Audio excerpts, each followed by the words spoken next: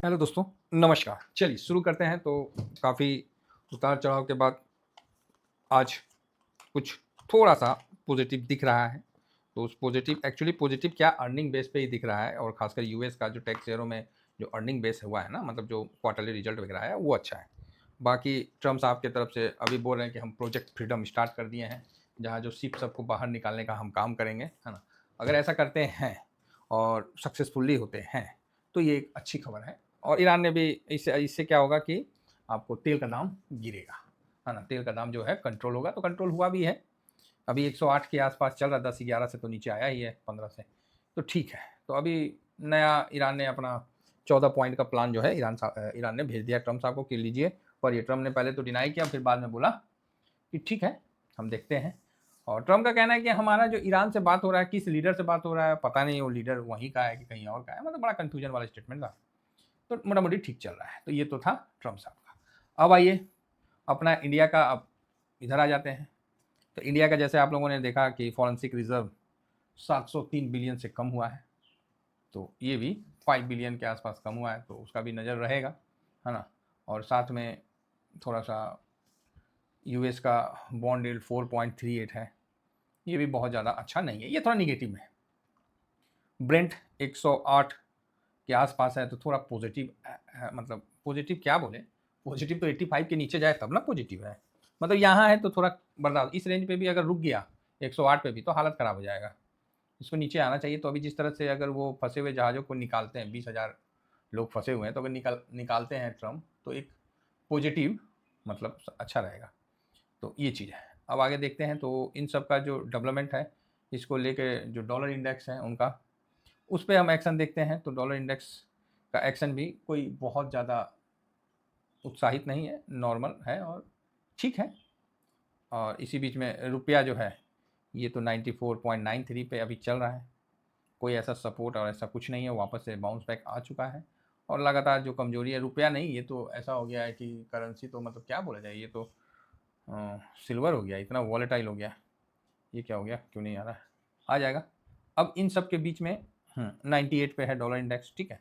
और यहाँ पर ही जो हम लोग का मार्केट बंद था, निकई निकई जो खुला है, तो पॉइंट नहीं 2% का, अच्छा हाँ, पॉइंट निकई बंद है क्या?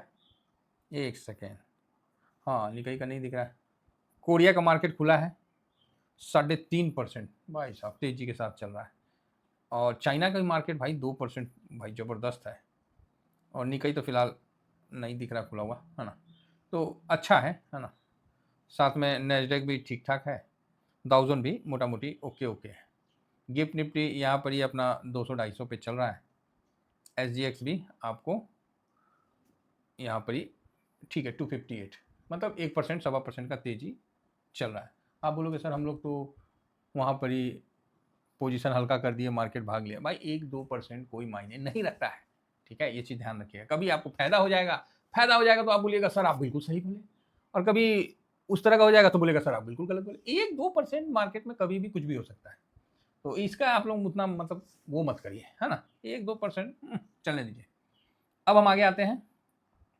तो यूएस मार्केट भी डाउ को तो नैस्डैक अच्छा क्लोजिंग दिया था 1 तारीख को, तो बढ़िया है।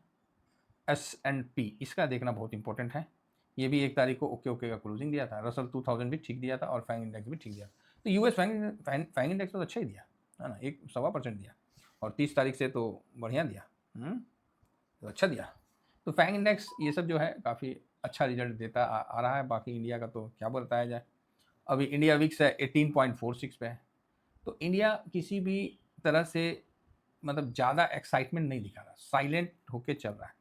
इतना भी साइलेंट नहीं होना चाहिए, चलो फिर भी ठीक है। 76 दिख रहा है सिल्वर, और गोल्ड 46-15 के पास दिख रहा है, ओके है। और आगे बढ़ते हैं। तो एफ की बिकवाली बहुत ज़्यादा हुई है, अप्रैल तक 2 लाख करोड़ से ज़्यादा बेच दिया है। तो एफ की भी बिकवाली ज़बरदस्त हुई है, और हम लोग का तो मतलब एफ आने के बजाय मतलब लेके जा रहा है ज़्यादा, है ना? हालांकि सरकार की कुछ रणनीतियाँ चेंज भी हुई है, लेकिन उससे उतना ज़्यादा क्या फ़र्क पड़ेगा तो समय बताएगा। तो डी आई एस भी लास्ट में 8,000 और प्लस सब जगह बेचे थे, है ना? सब जगह बेचे थे। तो इंडिया पे बुलिश नहीं है, सब कुछ ठीक है, लेकिन इंडिया पे FIS बिल्कुल बुलिश नहीं है और इनका बुलिश नहीं रहना काफ़ी नुकसानदेह है, तो वो भी सही है, सब कुछ ठीक हो जाएगा। फिर भी FIS इंडिया से इसलिए बुलिश नहीं है कि टैक्स सिस्टम भी जो है वो भी ख़राब है। 11.48 ये इतना हो गया।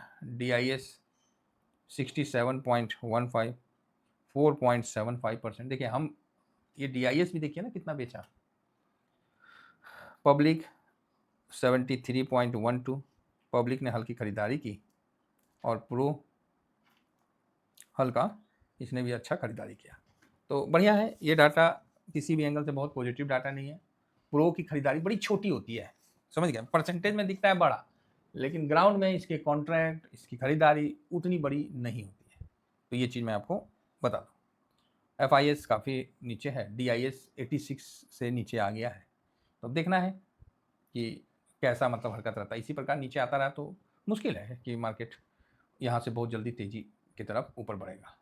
रही बात बंगाल इलेक्शन, और भी 5 स्टेट में है, लेकिन एक स्टेट जो बंगाल है इसका ज़्यादा इंपॉर्टेंट है।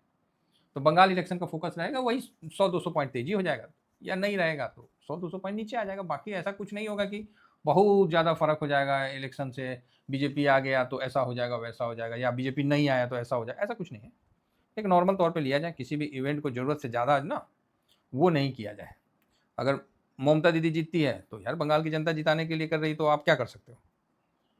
तो वही चीज़ है। मोदी जी जीतते हैं, बीजेपी जीतती है तो ठीक है, बंगाल की जनता उसको जिता रही, तो इसमें हम लोग को थोड़ा शांत रहना पड़ेगा। यहाँ पर 21 से नीचे आया है ना, जो कि पॉजिटिव है। अगर ये थोड़ा अच्छा संकेत है, ठीक है। PCR फुल टॉस निगेटिव है, गोल्ड सिल्वर आपने देख ही लिया, हल्का पॉजिटिव है। आइए सभी डाटा को हम लोग एक जगह रख के एक बार देख लेते हैं। हाँ, ये है कि निफ्टी 330 400 मतलब ये रेंज से ऊपर निकलता है तब तो पॉजिटिव है, अगर नहीं तो फंस जाता है तो फिर फंस जाएगा। FIS निगेटिव है, DIS निगेटिव है। आप बोलोगे सर DIS को निगेटिव क्यों किए? भाई इसने लॉन्ग पोजीशन काफ़ी कम किया, तभी चलो न्यूट्रल कर देते हैं। प्रो का तो कोई हिसाब किताब ही नहीं है, इसको तो जब जैसा तब तैसा है। ये तो प्रो तो छोटा मतलब ठीक है, खरीदारी किया था तो हल्का पॉजिटिव देख लेते हैं जो डाटा के हिसाब से। इंडिया विक्स निगेटिव है, PCR न्यूट्रल रखिए, ऑप्शन चेन सेंटीमेंट निगेटिव है, गोल्ड हल्का पॉजिटिव रहेगा, क्रूड ऑयल निगेटिव है, US मार्केट न्यूट्रल। न्यूट्रल और पॉजिटिव संकेत आप इसको रख सकते हैं, न्यूट्रल और पॉजिटिव। रुपया फुल टॉस निगेटिव है, ये बहुत इंपैक्ट करता है। डॉलर इंडेक्स पॉजिटिव है और PE यहाँ पॉजिटिव है।